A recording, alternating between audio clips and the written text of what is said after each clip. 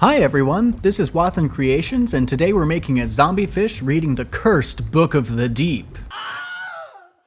I've been playing way too much of the game Dredge, which has a plethora of horrifying and monstrous sea creatures.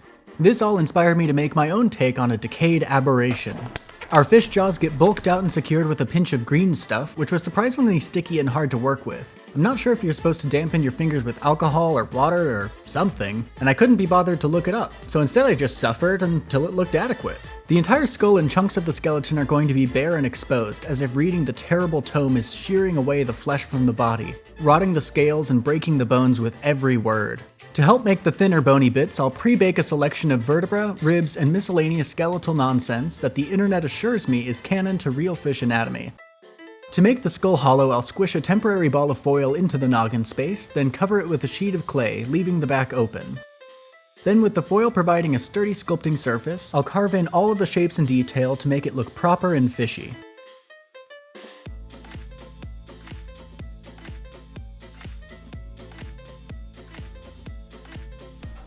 Then once it's been baked, we can rip out the foil interior and admire our bare hollow skull before adding an upper jaw, lower jaw,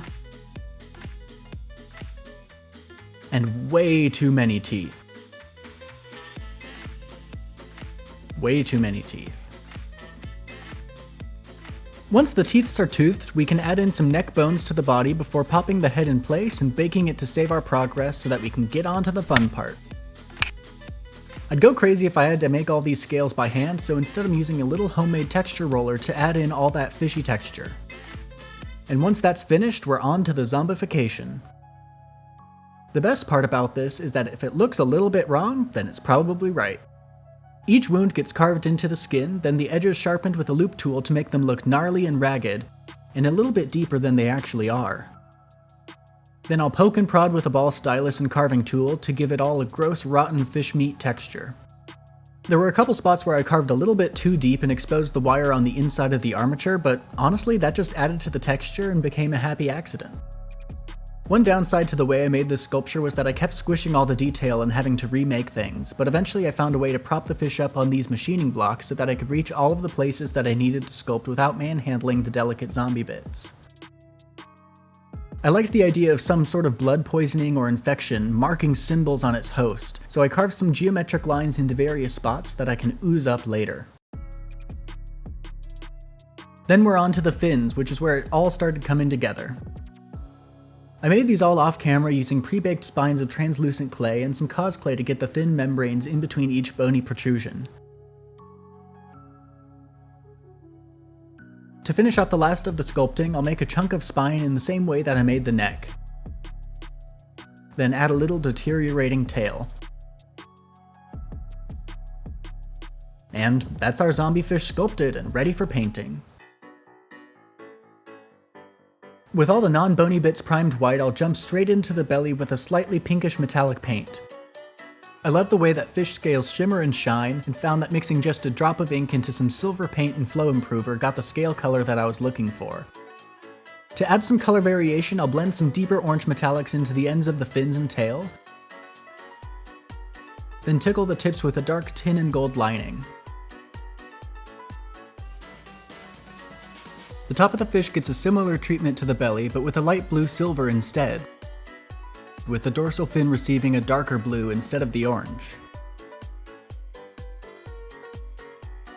To bring out the geometric infection pattern, I'll give the afflicted spots on the fish several coats of black wash,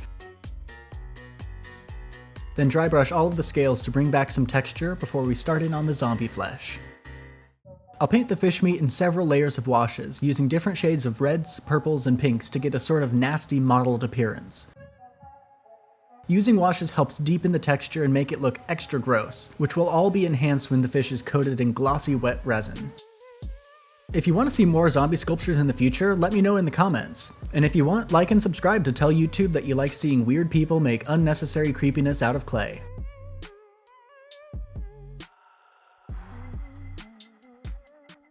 All the bones are looking a little too clean, so we'll dirty them up with a sepia wash, then wipe away any of the excess to make sure they don't look too gross.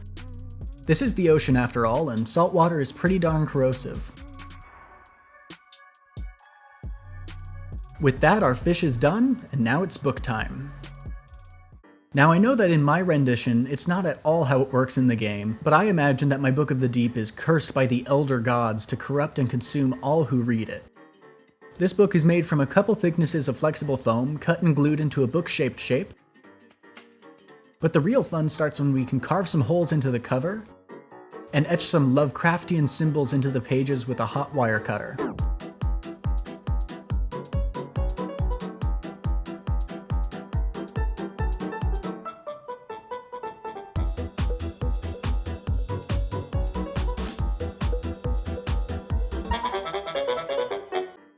Then I'll take some fairy lights and make them red. Then it's just a matter of gluing them down into the book in the exact shape of each hole and symbol so that once we put it all together, it makes a glowing red book of curses. This pattern of gluing the LEDs down worked a lot better than I thought it would, though I did have to cut a small little hole into the book to hold all the wires in place. Then I'll add a little page frame to account for the size of the lights, and attach the cover pages with a big dollop of hot glue. To make the book look more like an ancient leather tome and less like something you grabbed off the shelf at your local bookstore, I'll carve in a little bit of detail and add some fun shapes to the surface to give the book some dimension and character. Then I'll soften the hard edges with a hot wire tool and use some modeling paste to sponge on some leathery texture for the cover. Once that's all dry, I'll paint the entire book white, even the parts that are already white. This makes it so that the lights inside are blocked out a little bit more by the opaque paint, so that they only shine through the carvings. To make the red lights more red, I first tried to paint the hot glue interior with some red ink, but when that wasn't enough, I mixed up some red UV resin and poked that into the carvings and holes with a toothpick. This worked a charm, making the carvings look like jewels of blood. The Book of the Deep's leather-bound cover gets painted with a leathery crimson, then dry brushed with a brighter red to lighten the colors and bring out some of the texture. Then each of the raised bits gets painted in silver and gold, making this tome feel a little bit more regal and ancient, fit for the elder gods. Then I'll add in some easy weathering with a sepia wash over the leather, metal, and each page. This makes sense since the book has been on the sea floor for who knows how many centuries. Speaking of sea floor, let's make one. Our book gets planted on top of a block of foam that then sits on top of another block of foam to hide the battery pack. Then we'll shape out the sea floor with lumps of scrap foam left over from other projects. Our sandy seabed will be a mixture of plaster of Paris, actual sand, gritty rocks, and paint. We'll mix this all together into a wet slurry, then plop it onto the base, and spread it around like chunky peanut butter on toast. To make it look like the book is sending out ripples of energy, distorting the sand beneath, I'll gently carve shallow indentations with a wet finger, then smooth it out with a damp brush. My sand-colored sand wasn't the right sandy color, so I'll color my sand with a sandy-colored paint. Then once that's dry, we'll dry brush the surface with a lighter sandy sand color, which might be one of my favorite parts about making ocean floors. With some thick acrylic sheets and silicone caulking, I'll make a quick and easy frame to hold the buckets of resin that we're about to dump in. This is about when I realized that I might have made my base a little bit too big, meaning that I'd have to use about twice as much resin as I'd planned. To stop bubbles from leaking out of the sand, I poured a small amount of resin over the floor and let that cure for about 12 hours to seal in any air and avoid having the sculpture turn into a gigantic mess. Then I can stick my zombie fish in their reading nook and mix up some ocean-colored resin. Then all we can do is pour and wait.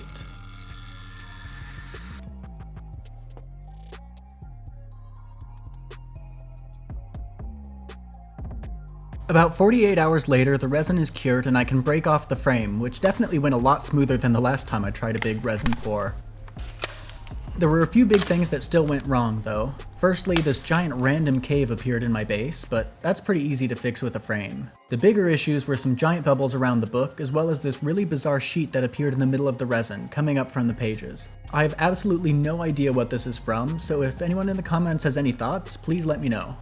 There's also a pretty obvious gap between layers of resin where I had to top off my original pour with a bit more liquid to cover the fish a little bit better.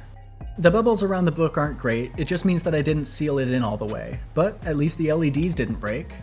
To try and fix some of the more egregious bubbles that make it hard to see the book, I'll drill some holes into the resin, then blow out the shrapnel with some canned air, which my cat did not appreciate. Then I can backfill the bubbles and holes with some UV resin, which worked okay. I mean, it's not perfect, but it makes the resin a little bit better than it was before. And hey, I can always just take the final reveal footage in the dark, mood lighting, to hide some of my mistakes. To finish off the sculpture, I'll add some UV resin waves to the water's surface.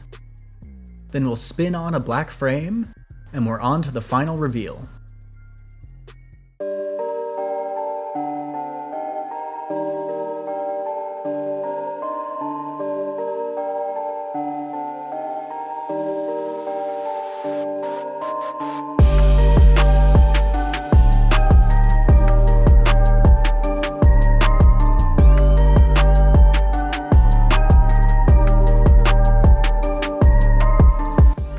And that's our zombie fish inspired by Dredge. I'd like to thank my lovely first patrons over on Patreon for their support with this video, helping me dunk my rotting fish in way too much resin. So a big heartfelt thank you to Meg Hart, Cool Breeze, and Galleta Felcusa. If you like this video, thanks! More weird things are on their way. Until next time.